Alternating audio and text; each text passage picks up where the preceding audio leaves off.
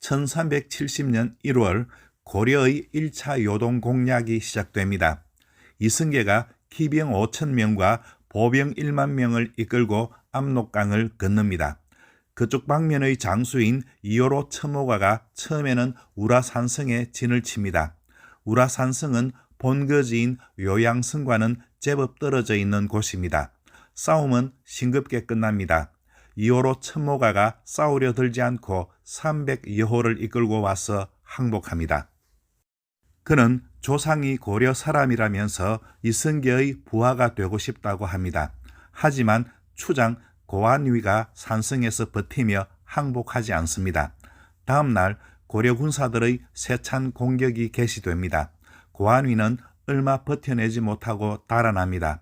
그 다음 날에 20여 명의 두목이 성에서 나와 항복합니다. 1차 공략은 이렇게 끝납니다.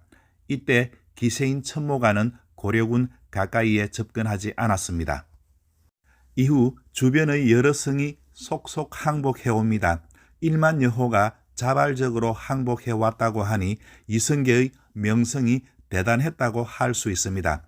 이승계는 이 싸움의 전공으로 획득한 소 2,000여 마리와 수백여 필의 말을 모두 주인에게 돌려주게 합니다. 이에 주변 사람 모두 환호합니다. 고려로 귀순하려고 하는 사람들의 무리도 굉장했다고 합니다. 1370년 2월 19일 이승계가 귀환해서 공민왕을 만납니다. 그는 이원경 등 300여호를 바칩니다. 이원경은 이호로 첨호가가 우리식으로 개명한 이름입니다. 훗날 조선 세조 때 반란을 일으키는 이시애가 이원경의 손자입니다. 집권 6년째의 신돈의 위상이 예전 같지는 않습니다. 작년에 사심관 제도 시도가 좌절되어 한풀 꺾인 상태입니다. 올해는 동령부 정벌로 무장 세력이 다시 대두하게 되니 신돈의 입지가 더욱 좁아집니다. 이승계가 요동 땅에 발을 들여놓고 왔는데도 나하추는 계속 유화의 자세를 취합니다. 고려 정부에 토사물을 바치며 벼슬을 요구합니다. 공민왕은 나하추에게 삼중대광사도라는 형식적인 정일품 벼슬을 내려 화답합니다. 5월의 기록을 하나 올립니다. 비가 오니 왕이 영전공사에 방해가 될 것을 두려워하여 절과 신사에서 날이 개기를 기도하였다. 중략합니다. 만약 비가 내리지 않는다면 기근이 거듭하여 이르고 도적이 일어날 것이다. 왕이 이것을 근심하지 않고 영전을 위하여 날이 개기를 기도하니 후략합니다. 농사철에 비가 내려야 합니다. 그게 영전 공사를 방해한다고 그치게 해달라고 공민왕이 기도합니다. 백성들의 억장이 무너졌을 겁니다. 그런데 전체 기록을 꼼꼼히 살펴보면 보통 때보다 비가 유난히 더 많이 내린 것 같기도 합니다. 5월에 명의 홍무제가 국정 운영에 대한 조서를 보냅니다. 간단히 말해 고려의 내정에 간섭하고 있습니다. 왜구가 기승을 부리고 있는데도 고려가 성곽을 제대로 정비하지 않고 있다. 국왕이 거찰 왕궁도 제대로 없다. 사치스럽지 않게 왕궁을 마련하면 될 게 아닌가. 불교에 힘써서 나라를 잘 다스린 자가 고금에 없으니 불도를 숭상하지 마라. 가축을 번성하게 길러라. 왕의 관복과 대통령을 준원이 받도록 하라. 기록에서 몇 가지를 추려낸 겁니다. 고려에서 알아서 할 일을 마치 아랫사람 다루듯 이래라 저래라 하고 있습니다. 어쨌거나 명은 대륙의 새로운 주인입니다. 고려가 냉정한 현실을 받아들이지 않을 수 없습니다. 고려 내에서도 친명파들이 대세를 이루기 시작합니다. 고려의 많은 관리가 유학을 공부했습니다. 따라서 명에 대한 사대 외교를 끓이지 않습니다. 오히려 환영한다고 표현해야 할 겁니다. 고려는 7월부터 명의 연호인 홍무를 사용합니다. 신돈이 정권을 잡았을 때 명나라는 없었습니다.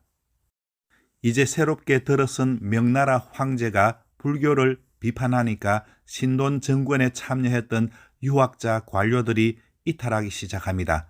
신돈의 권력이 점점 기울어지는 겁니다. 6월에 영전공사에서 26명이 압사하는 대형 사고가 납니다. 그래도 공민왕은 계속 공사를 강행하려 듭니다. 마침내 신돈이 나섭니다. 이춘부와 함께 공사를 중지해달라고 2차례나 요청합니다.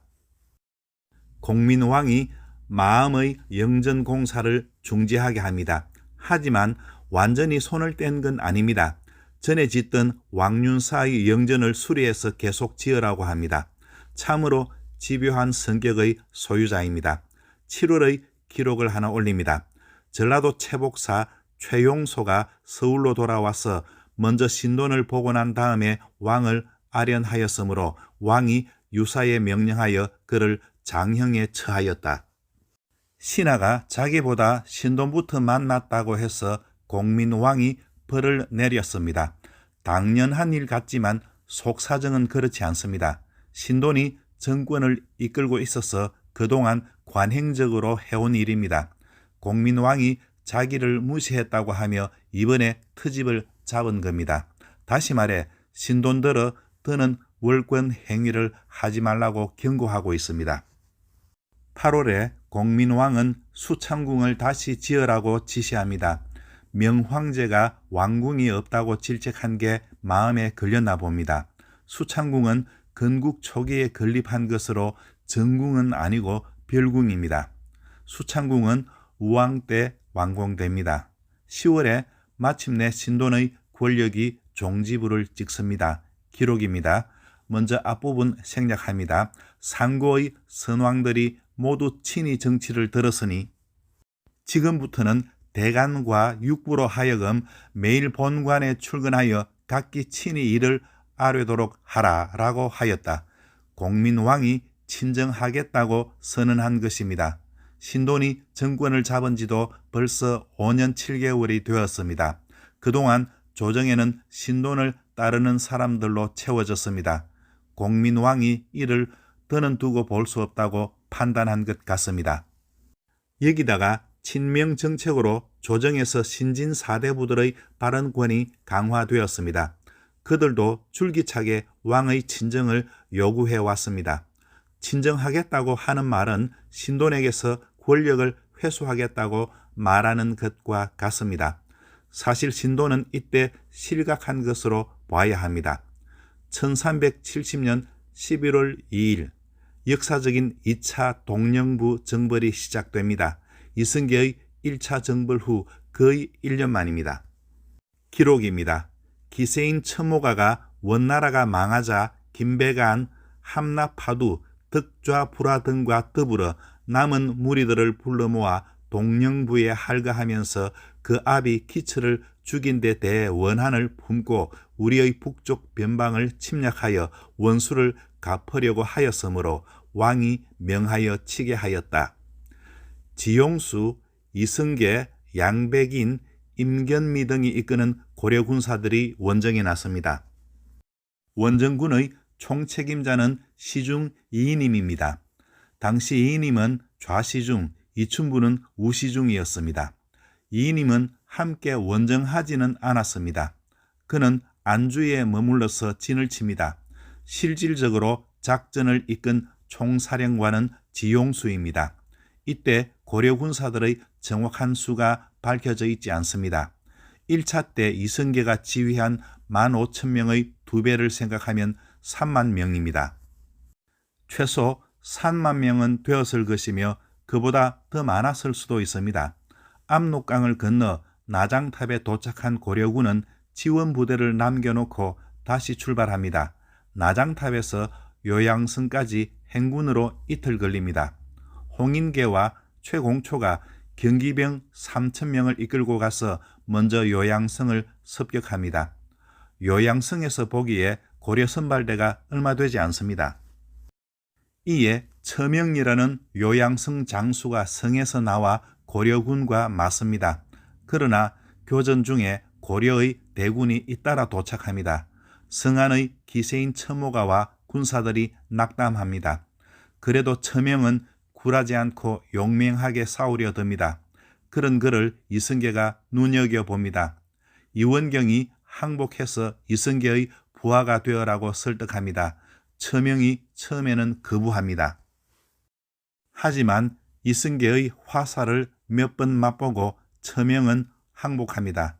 이후 처명은 이성계 밑으로 들어가 충성을 다합니다. 고려 군사들은 순식간에 요양성을 포위해 맹공을 가합니다. 결국 요양성이 함락됩니다. 기세인 천모가는 달아나고 부하 김배가는 고려 군사들에게 생포됩니다. 그는 안주로 끌려가서 처형당합니다. 성을 공격하는 과정에서 식량 창고가 불탑니다. 고려군은 나장탑에서 7일치의 식량을 준비해서 출발했습니다. 천하장사라고 할지라도 며칠 굶으면 그만입니다. 고려군은 퇴군할 수밖에 없습니다. 어차피 공민왕의 애초 의도가 치고 빠지기 전술이었습니다. 요동성의 고려 군대를 계속 주둔시킬 의도는 없었습니다. 성을 함락한 다음 날 고려군은 서쪽 심리 지점까지 진군합니다. 그리고 퇴군하기 시작합니다. 기록입니다. 처음 성이 함락되었을 때 우리 군사들이 창고에 불을 질러 거의 없앴으므로 양식을 취할 곳이 없었다. 군중이 크게 굶주리게 되었으므로 이에 소와 말을 죽여 먹음으로써 진을 칠 겨를이 없었으며 추격하는 병사가 있을까 두려워 사잇길로 돌아오면서 들에서 잠을 자고 사졸들로 하여금 각기 뒷간과 마구간을 만들게 하였다. 나하추가 2일 동안 뒤를 밟아와서 말하기를 뒷간과 마구간을 만들면서 행군이 정연하니 습격할 수 없다라고 하고는 이에 돌아갔다. 변소와 마구간을 짓게 한 것은 고려군 장수들의 전략이었습니다. 한겨울, 그것도 북방의 겨울입니다. 퇴각하는 고려군사들을 공격한 건 추위와 눈보라입니다. 굶주리고 미끄러지고 빠지고 뒤처지고 싸울 때보다도 돌아오는 길에 날씨로 인한 피해가 훨씬 컸습니다. 성공적인 원정인 동시에 낭패를 본 철군이었습니다. 어쨌거나 비록 짧은 시간 동안이었지만 동령부 정벌은 대륙에 고려인의 기계를 맘껏 떨친 사건이었습니다. 동령부 정벌군이 귀환하고 나서 공민왕은 본격적인 친정에 들어갑니다. 다음 편에서 뵙겠습니다. 감사합니다.